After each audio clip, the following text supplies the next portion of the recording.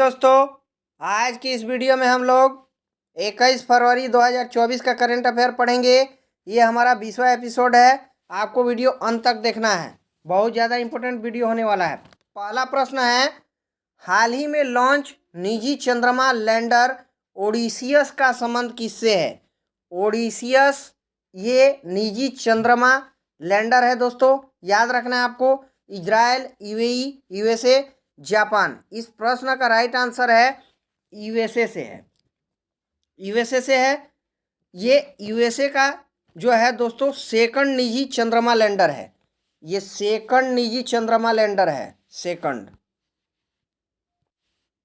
USA का ये second निजी चंद्रमा लैंडर है दोस्तों। सेकंड निजी चंद्रमा लैंडर है ये। सेकंड निजी दूसरा है, ये यूएसए का दूसरा है। और ये किससे लॉन्च हुआ है दोस्तों? फाल्कन 9 से। ये ओडिसियस जो है किससे लॉन्च हुआ है? ये फाल्कन 9। फाल्कन 9 से लॉन्च हुआ है, ये भी ध्यान रखना है। आपके मन में प्रश्न आएगा कि पहला कौन सा है? यूएसए का पहला चंद्रमा लैंडर कौन सा है? तो ये पेरेग्रीन है। पेरेग्रीन, ये पेरेग्रीन है जो विफल हो चुका है। ये हुआ था लॉन्च, लेकिन ये विफल हो चुका है। लेकिन ये ओडिसियस जो है ये सफल हुआ है दोस्तों, और ये यूएसए का है। याद रखना है आपको। ये ओडिसियस किस कंपनी ने बनाया है? तो इंटू एटिव कंपनी का नाम है। आपको ये भी ध्यान रखना है। इंटू एटिव ये कंपनी का नाम है, और इसी कंपनी ने ये ओडिसियस जो है चंद्रमा लैंडर को बनाया है। याद रखना है, इसमें ईंधन का प्रयोग कौन सा होगा? तो तरल मीथेन प्लस तरल ऑक्सीजन। तरल मीथेन CH4 प्लस तरल ऑक्सीजन, इसका प्रयोग ईंधन के रूप में होगा। तो प्रश्न का राइट आंसर हो जाएगा यूएसए। ये लॉन्च किया है यूएसए ने चंद्रमा लैंडर ओडिसियस, और ये सेकंड है। पहला जो है होगा पेरेग्रीन जो विफल हो चुका था। यहाँ पर दोस्तों ऑप्शन है इजराइल। इजराइल की मुद्रा न्यू शेकल है, आपको ध्यान रखना है। न्यू शेकल बार बार एग्जाम में आता है। इजराइल की मुद्रा न्यू शेकल है, और राजधानी यरूशलेम है, ये भी आपको ध्यान रखना है। यूएई है दोस्तों, यहाँ पर यूएई है। यूएई की राजधानी अबू धाबी। अबू धाबी याद रखना है, अबू धाबी है। और दिरहम मुद्रा है। दिरहम मुद्रा हाल फिलहाल के एग्जाम में दोस्तों भर भर के क्वेश्चन आ रहा है, याद रखना है मुद्रा और राजधानी से। जापान की मुद्रा आपको पता होना चाहिए, येन है। येन जापान की मुद्रा है, और टोक्यो राजधानी है यहाँ की। चलते हैं प्रश्न दूसरे की ओर। दूसरा हमारा प्रश्न है, हाल ही में भारत सरकार ने भारतीय आवास परियोजना के चौथे चरण का औपचारिक शुभारंभ कहाँ किया है?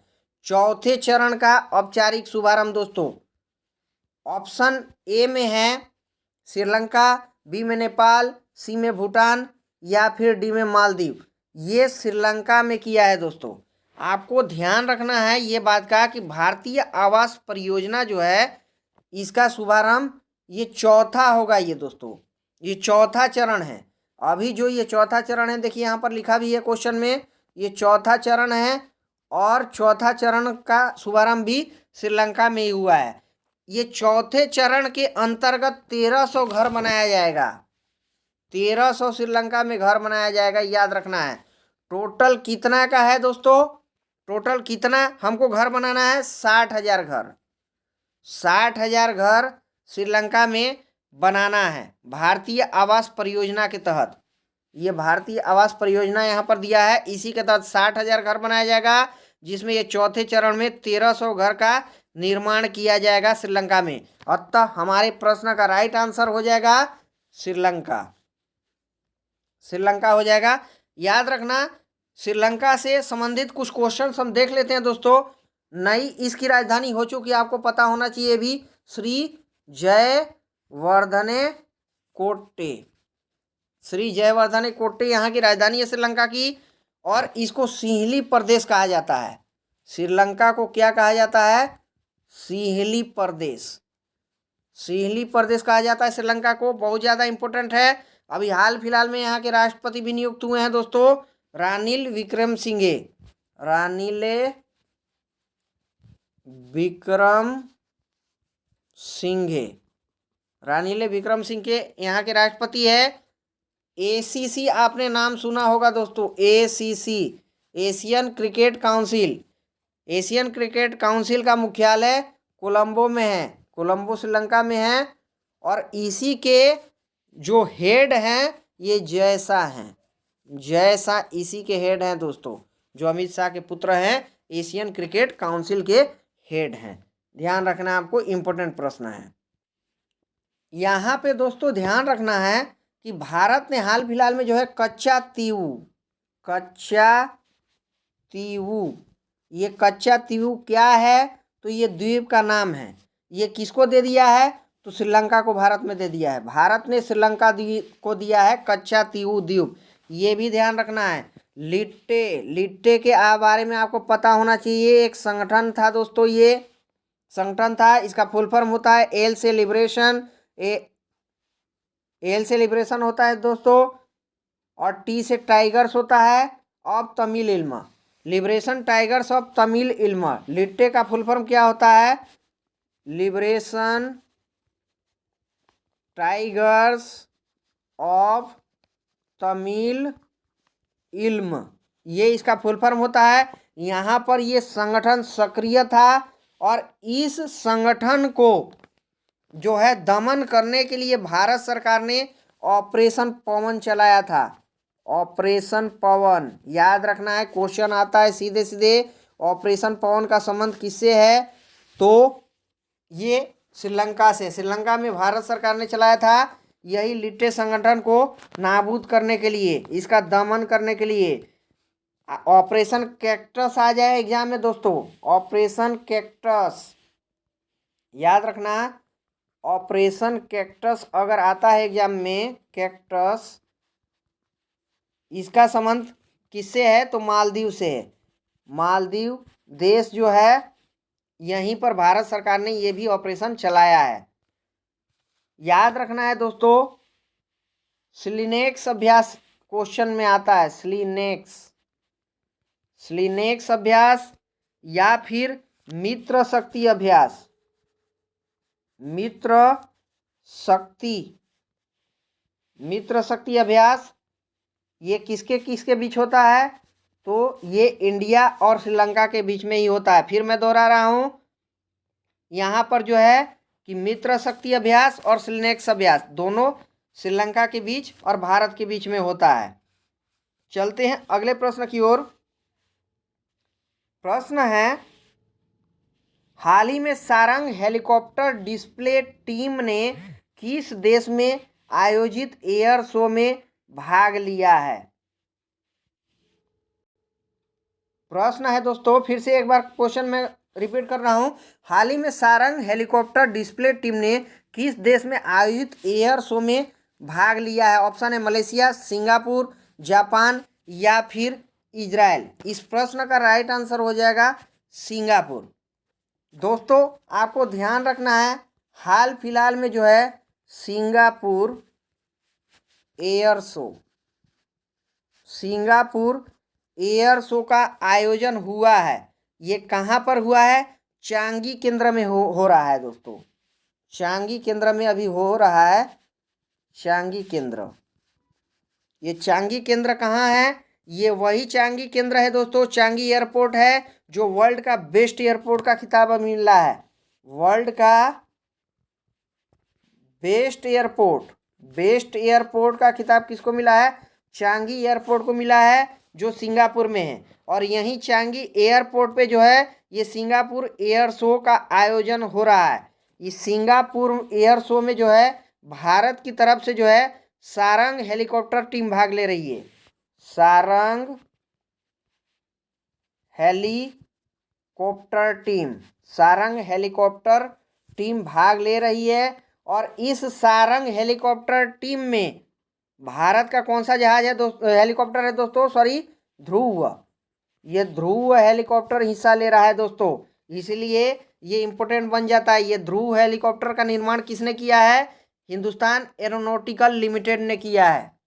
ध्रुव हेलीकॉप्टर हिंदुस्तान एरोनॉटिकल लिमिटेड ने इसका निर्माण किया है। और ये जो है सारंग हेलीकॉप्टर टीम में शामिल हो करके ये यहाँ सिंगापुर एयर शो में भाग ले रहा है, याद रखना है।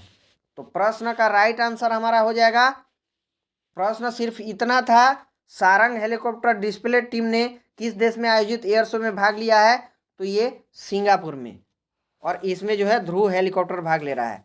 यहाँ पर मलेशिया है दोस्तों ऑप्शन में। मलेशिया की राजधानी आपको पता होना चाहिए, इसकी राजधानी कुआलालंपुर है। कुआलालंपुर राजधानी है, और मुद्रा रिंगिट है। रिंगिट यहाँ की मुद्रा है। हरिमो शक्ति एक्सरसाइज आपने नाम सुना होगा, हरिमो शक्ति एक्सरसाइज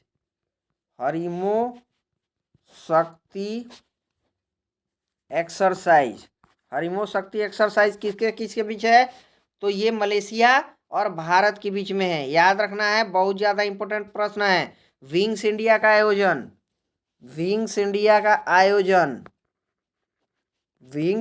आयोजन कहाँ पर हुआ है हाल फिलहाल में? तो ये बेगमपेट एयरपोर्ट हैदराबाद में हुआ है। बेगमपेट एयरपोर्ट हैदराबाद में हुआ है, ये भी ध्यान रखना है, क्वेश्चन कहीं से भी आ सकता है।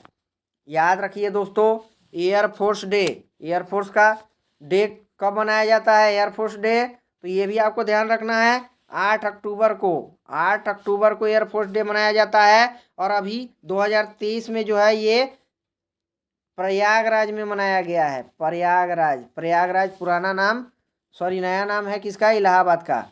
और यहीं पर ये एयरफोर्स डे मनाया गया है। नेवी डे कहेंगे दोस्तों तो 4 दिसंबर, आपको ये भी ध्यान होना चाहिए। नेवी डे 4 दिसंबर को। और 2023 का कहाँ मनाया गया ये? तो ये महाराष्ट्र में। आर्मी डे की बात करेंगे तो आर्मी डे कब मनाया जाता है?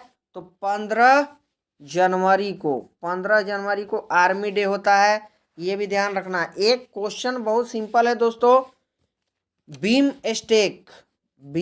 स्टेक एक है और दूसरा है आसियान। बीम स्टेक आपको पता है, बीम स्टेक में 7 देश होते हैं, आसियान में 11 देश, नवीनतम देश तिमोर लिस्ते है। इन दोनों संगठन में, बिम्स्टेक और आसियान में कॉमन देश कौन है? मतलब जो दोनों ही संगठन में है, दोनों संगठन में कौन है?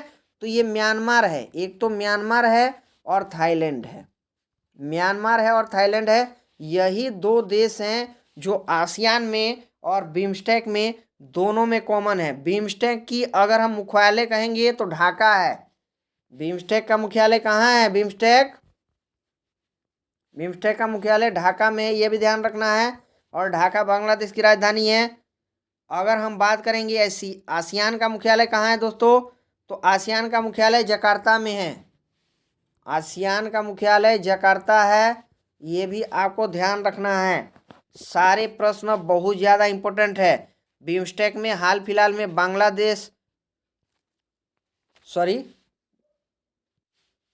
बिम्स्टेक के देश की बात करेंगे तो आपको ध्यान होना चाहिए, बिम्स्टेक में बांग्लादेश है, भारत है, म्यांमार है, श्रीलंका है, थाईलैंड है, नेपाल है और भूटान है। यहाँ पर कुल 7 देश हैं, 7 देश बिम्स्टेक में।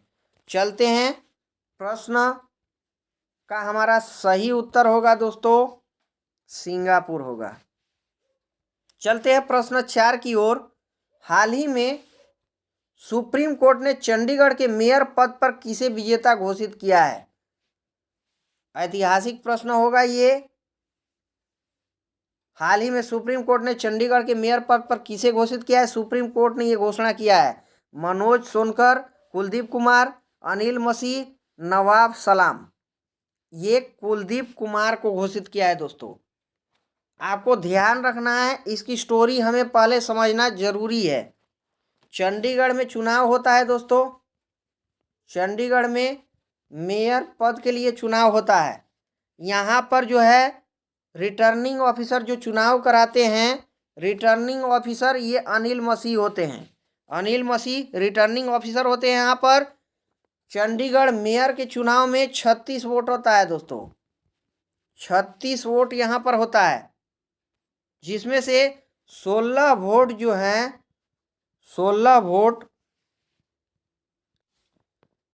वोट इसमें से दोस्तों मिलता है बीजेपी को, भारतीय जनता पार्टी बीजेपी को मिलता है। बीजेपी की तरफ से मनोज कुमार थे, मनोज कुमार इनको मिलता है 16 वोट। याद रखना 36 में 16 बीजेपी को मिल गया। बाकी जो है 12 + 8, 12 आम आदमी पार्टी को और जो है कि 8 कांग्रेस को। इस प्रकार से 20 हो गया, 20 और 16 36 हो गया टोटल दोस्तों। ये अनिल मसीह जो रिटर्निंग ऑफिसर यहाँ के होते हैं, ये क्या करते हैं, 16 को छोड़ दीजिए, 16 जो बीजेपी के पक्ष में है उसको छोड़ दीजिए, जो 12 + 8 है आम आदमी पार्टी और कांग्रेस का, इसमें से 8 वोट को इनवैलिड करार दे देते हैं। 8 वोट को इनवैलिड करार दे देते हैं। अब देखिएगा, जब 8 वोट को आम आदमी पार्टी और कांग्रेस का इनवैलिड करार देंगे तो सीधा सीधा 16 ज़्यादा हो जाएगा बीजेपी का और इधर 12 ही बच जाएगा। तो इस प्रकार से बीजेपी को विजेता घोषित कर देते हैं अनिल मसीह। और जो क्या करते हैं, ये जो है कि मनोज कुमार जो बीजेपी के हैं, इनको मेयर बना देते हैं। अब होता क्या है दोस्तों, ये मैटर जो है अपोजिट पार्टी के द्वारा सुप्रीम कोर्ट में जाता है। सुप्रीम कोर्ट में जाता है दोस्तों मैटर। सुप्रीम कोर्ट के पास पुख्ता सबूत मिलता है, पुख्ता सबूत है। ये बहुत ज़्यादा चर्चा में रहे हाल फिलहाल में, आप देखते हैं बहुत ज़्यादा ये चर्चा में रहा है चंडीगढ़ मेयर चुनाव। वहाँ पर वीडियोज वगैरह देखने के बाद जो है सुप्रीम कोर्ट अपना फैसला सुनाता है, ऐतिहासिक फैसला सुनाता है। इसमें सुप्रीम कोर्ट जो है 8 इनवैलिड जो वोट किए थे, इनवैलिड वोट जो घोषित किए थे अनिल मसीह जी ने, इसको सुप्रीम कोर्ट वैलिड वोट बता देती है, वैलिड वोट घोषित कर देती है, वैलिड वोट। और इस प्रकार से 12 + 8 इनको जो है इस विजेता घोषित कर देती है। और इनके जो है कुलदीप कुमार को मेयर पद देती है। कुलदीप कुमार को मेयर पद मिल जाता है, विजेता घोषित हो जाते हैं। और बीजेपी के जो हैं ये हार जाते हैं, याद रखिए, बीजेपी के मनोज कुमार हार जाते हैं। तो दोस्तों सुप्रीम कोर्ट ने अनिल मसीह जो ये रिटर्निंग ऑफिसर है, इनको खूब लताड़ा भी है और ऐतिहासिक फैसला दिया है। कहीं ना कहीं ये मुद्दा हम कह सकते हैं आज के डेट में दोस्तों, ईवीएम का मुद्दा भी बहुत चर्चा में चल रहा है। ईवीएम टॉप ट्रेंड पे चल रहा है ये मुद्दा। तो आप ज़रूर कमेंट करके बताइएगा। इस प्रश्न का राइट आंसर हमारा हो जाएगा मेयर पद पर किसे घोषित किया है, तो ये कुलदीप कुमार को किया है। दोस्तों आपको कमेंट करके बताना है क्या ईवीएम देश में होना चाहिए या फिर बैलेट पेपर से चुनाव होना चाहिए, आपका राय क्या है, ज़रूर कमेंट करके आप बताइएगा इस क्वेश्चन से रिलेटेड। चलते हैं अगला प्रश्न की ओर। प्रश्न हमारा अगला है, हाल ही में 50वां खजुराहो नृत्य महोत्सव कहाँ प्रारंभ हुआ है? महाराष्ट्र, गुजरात, गोवा, मध्य प्रदेश। इस प्रश्न का राइट आंसर मध्य प्रदेश। बहुत ज़्यादा आपको पता है खजुराहो का मंदिर, और खजुराहो एक स्टेशन का नाम भी है दोस्तों, याद रखना ये मध्य प्रदेश में ही है।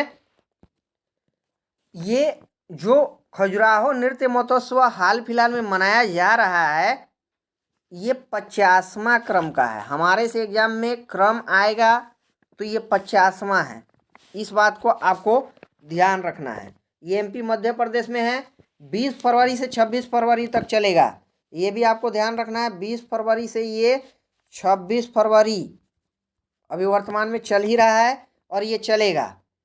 दोस्तों ये खजुराहो के जो मंदिर हैं किस शैली में बनाए गए हैं?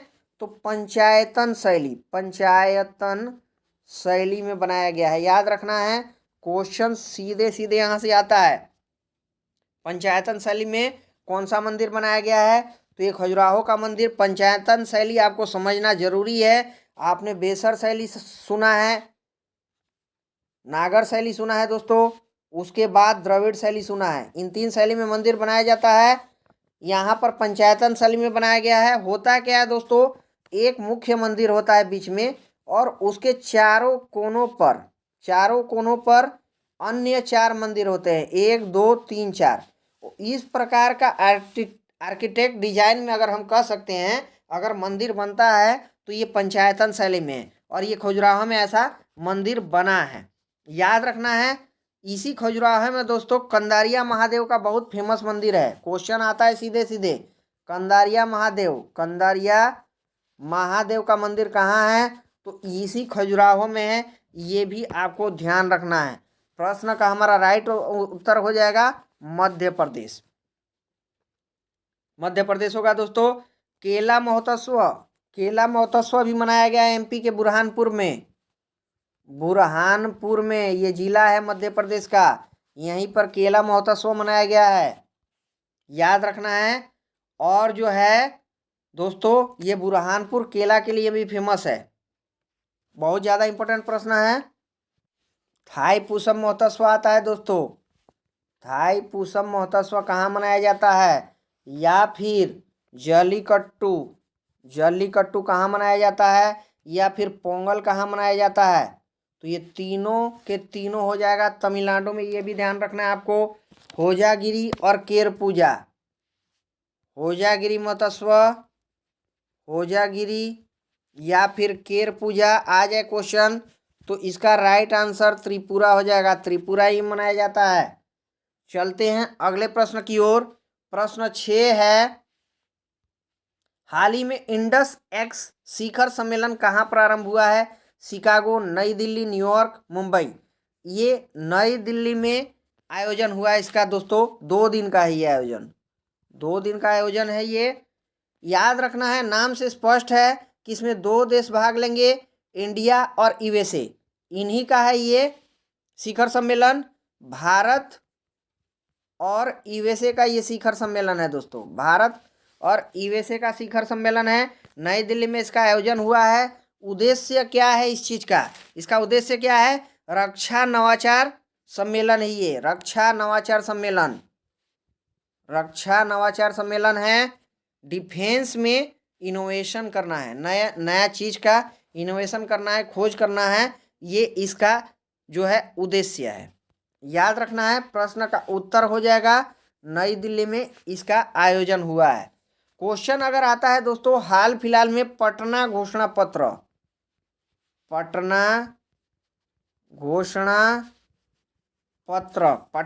पत्र साइन हुआ है। आपको ध्यान रखना है किस उद्देश्य है इसका, क्या है?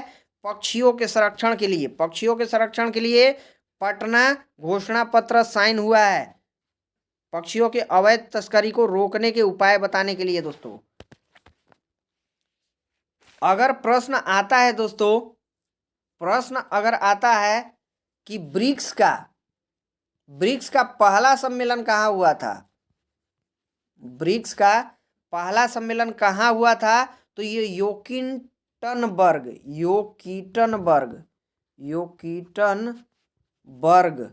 रूस में हुआ था। याद रखना है, 2009 में हुआ था।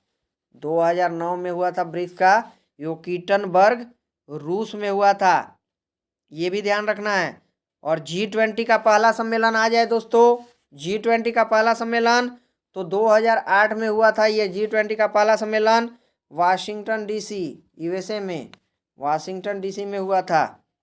याद रखना है आपको, प्रश्न बहुत ज़्यादा इम्पोर्टेंट है। एससीओ की सांस्कृतिक राजधानी कहाँ है दोस्तों? शंघाई सहयोग संगठन को एससीओ कहते हैं। इसकी सांस्कृतिक राजधानी वाराणसी में है, ये भी ध्यान रखना है। परंतु इसका हेडक्वार्टर कहाँ पर है? तो हेडक्वार्टर बीजिंग में है, शंघाई में नहीं है। याद रखिएगा, बीजिंग में है। चलते हैं प्रश्न 7 की ओर। हाल ही में विश्व सामाजिक न्याय दिवस 2024 कब मनाया गया है? 17 फरवरी, 18 फरवरी, 19 फरवरी या फिर 20 फरवरी? ये दोस्तों 20 फरवरी को मनाया गया है। 20 फरवरी को मनाया गया है। ये आपको ध्यान रखना है। इसका थीम क्या है? अंतराल को कम करना, गठबंधन बनाना।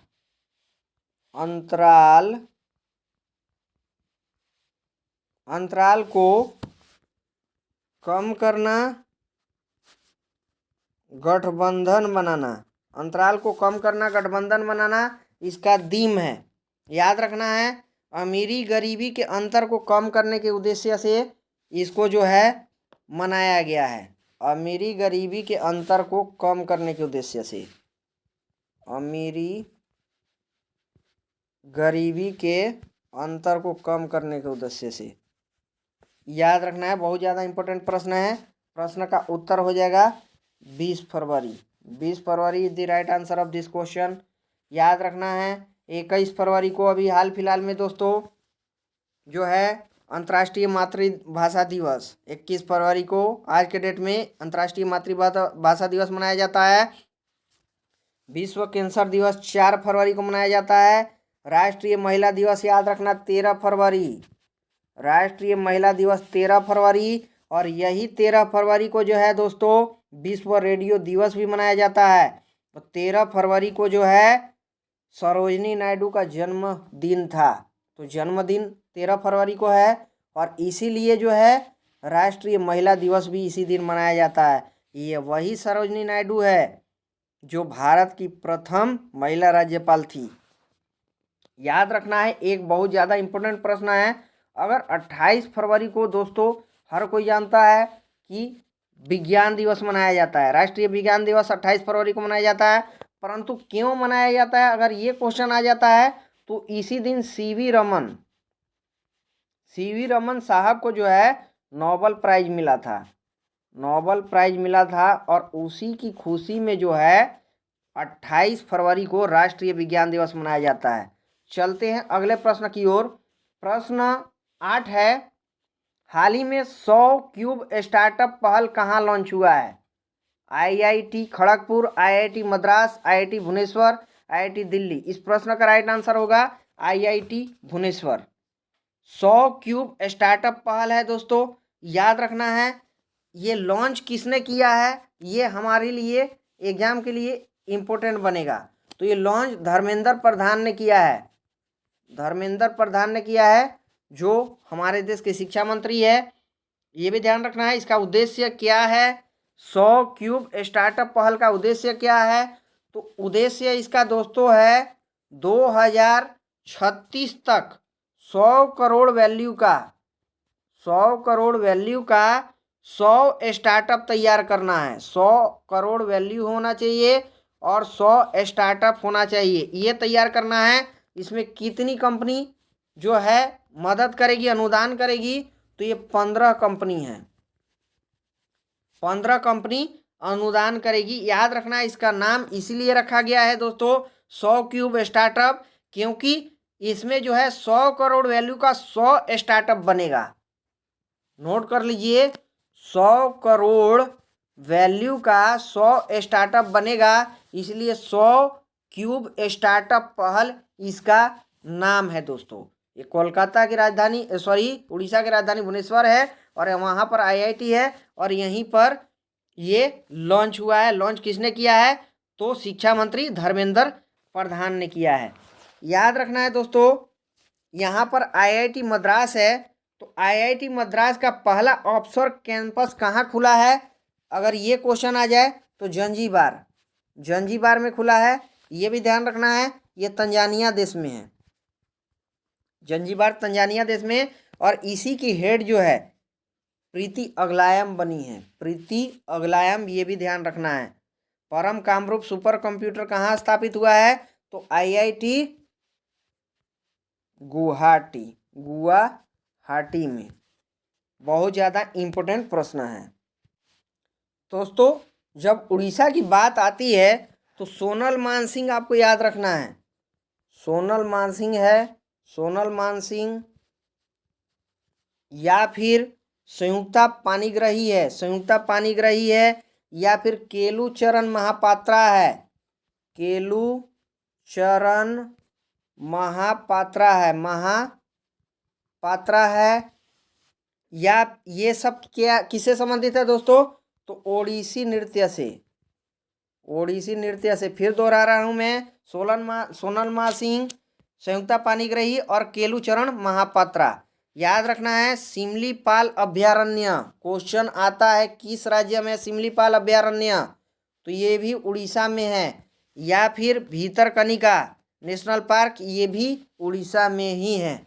चलते हैं, प्रश्न का राइट आंसर हमारा हो जाएगा ये भुवनेश्वर में स्थापित हुआ है। चलते हैं, प्रश्न 9 है, ऊर्जा दक्षता ब्यूरो के आंकड़ों के अनुसार ईवी अवसंरचना विकास में अग्रणी राज्य या केंद्र शासित प्रदेश कौन है?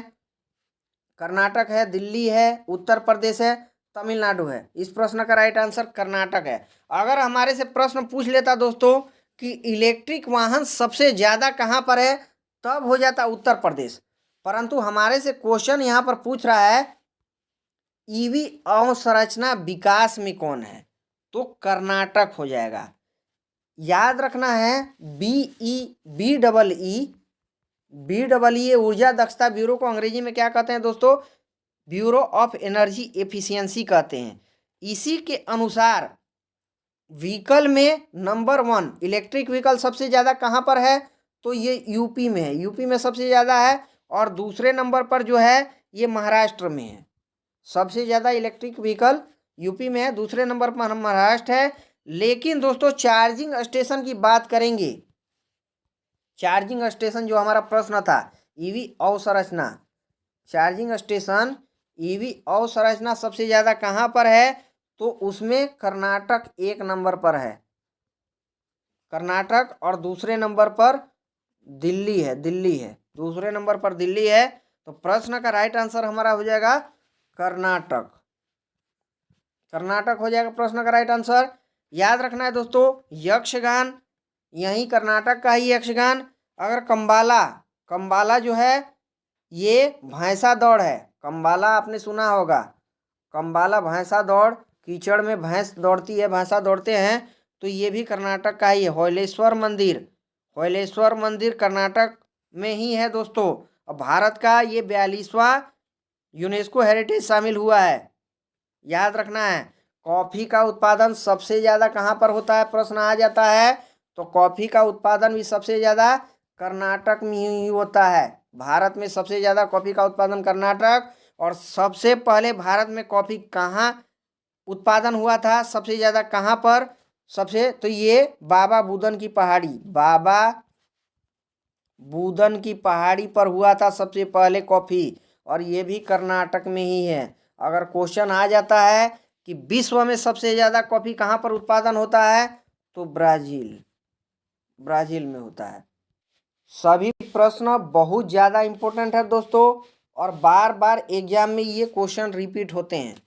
प्रश्न हमारा था, इसका उत्तर है कर्नाटक। अगला प्रश्न है, प्रश्न अंतिम है दोस्तों इस क्लास का। आपको वीडियो ज़्यादा से ज़्यादा शेयर करना है दोस्तों, लाइक करना है, और अगर चैनल सब्सक्राइब नहीं किए हैं तो सब्सक्राइब कर लीजिए। और एक कमेंट आपको ज़रूर करना है, कमेंट ज़रूर करना है। प्रश्न अंतिम है, हाल ही में आशा किरण योजना किसने प्रारंभ किया है? केरल, कर्नाटक, तमिलनाडु, गोवा। ये कर्नाटक ने किया है आशा किरण, आशा किरण योजना कर्नाटक ने किया है। कर्नाटक के सीएम आपको पता होना चाहिए, सिद्धारमैया है, सिद्धारमैया है। इन्होंने ही योजना आशा किरण योजना प्रारंभ किया है। इसका उद्देश्य क्या है दोस्तों? किरण से आपको पता होना चाहिए, किरण कौन देख सकेगा? जिसका आँख होगा। तो इसका उद्देश्य है आँखों की देखभाल के लिए शुरू किया गया है, आँखों की देखभाल के लिए,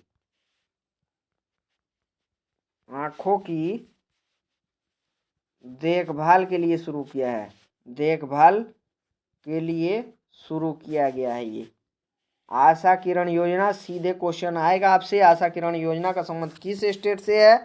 तो कर्नाटक से है। याद रखना ये केरल है दोस्तों। मकर विलक्कू त्यौहार जो है ये केरल में मनाया जाता है। सबरीमाला मंदिर केरल में है, सबरीमाला मंदिर, और यहीं पर मकर विलक्कू त्यौहार मनाया जाता है। याद रखना है महिलाओं द्वारा मनाया जाता है। त्रिशूर पूरम त्यौहार अगर हम कहेंगे, क्वेश्चन आता है त्रिशूर पूरम त्यौहार, त्रिशूर पूरम त्यौहार कहाँ पर ये मनाया जाता है? तो ये भी केरल में मनाया जाता है, ये भी ध्यान रखना है। और वुशु त्यौहार एक आता है क्वेश्चन दोस्तों, वुशु त्यौहार, तो ये भी केरल में ही मनाया जाता है, ये भी ध्यान रखना है। अष्टमुदी झील यहीं केरल में है, अष्टमुदी झील, अष्टमुदी झील ये भी केरल में है। और इसके साथ वेम्बनाड झील, क्वेश्चन सीधे सीधे आएगा, वेम्बनाड झील ये भी केरल में ही है, याद रखना है। प्रश्न का राइट आंसर हमारा हो जाएगा आशा किरण योजना किसने शुरू किया है? तो कर्नाटक ने किया है। दोस्तों अभी लोकसभा चुनाव होने वाला आपको पता है, और शुभमन गिल को जो है पंजाब का स्टेट आइकॉन बनाया गया है। शुभमन गिल आपको पता है क्रिकेटर हैं, शुभमन गिल, और इनको जो है पंजाब स्टेट का आइकॉन बनाया गया है, स्टेट आइकॉन बनाया गया है लोकसभा चुनाव के लिए।